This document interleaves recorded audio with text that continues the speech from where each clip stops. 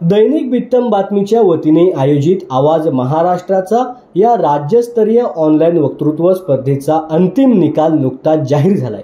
हेमंत पाटकर हे सर्वोत्तम वक्ता ठरून आवाज महाराष्ट्राचा हा मान त्यांनी पटकावल्याचं पाहायला मिळालंय। भारतरत्न डॉक्टर बाबासाहेब आंबेडकर यांच्या जयंतीनिमित्त आयोजित या स्पर्धेला महाराष्ट्रभरामधून उत्स्फूर्त प्रतिसाद मिळाला। राज्याच्या कानाकोपऱ्यातून 35 स्पर्धकांनी सहभाग नोंदवला होता।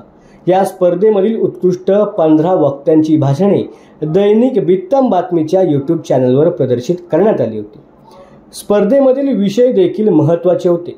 डॉक्टर बाबासाहेब आंबेडकर, व्यक्ती की विचार, लोकशाही, संविधान आणि आजची आव्हाने, डॉक्टर बाबासाहेब आंबेडकर आणि महिला सशक्तीकरण, तसेच आरक्षण आणि सामाजिक समता यांसारख्या 7 वेगवेगळ्या विषयांवरती स्पर्धकांनी आपलं मत व्यक्त केलं। स्पर्धेच्या मूल्यांकनासाठी सादरीकरण, आशय आणि विषय तसेच मांडणी यावरती 60 गुण ठेवण्यात आले होते, तर उर्वरित 40% गुण सोशल मीडिया आणि त्याच्यावरती मिळालेला प्रतिसाद यावर आधारित होते। या मूल्यांकनाच्या आधारे अथर्व तेंडुलकर यांनी द्वितीय क्रमांक तर भक्ती परब यांनी तृतीय क्रमांक पटकावलाय।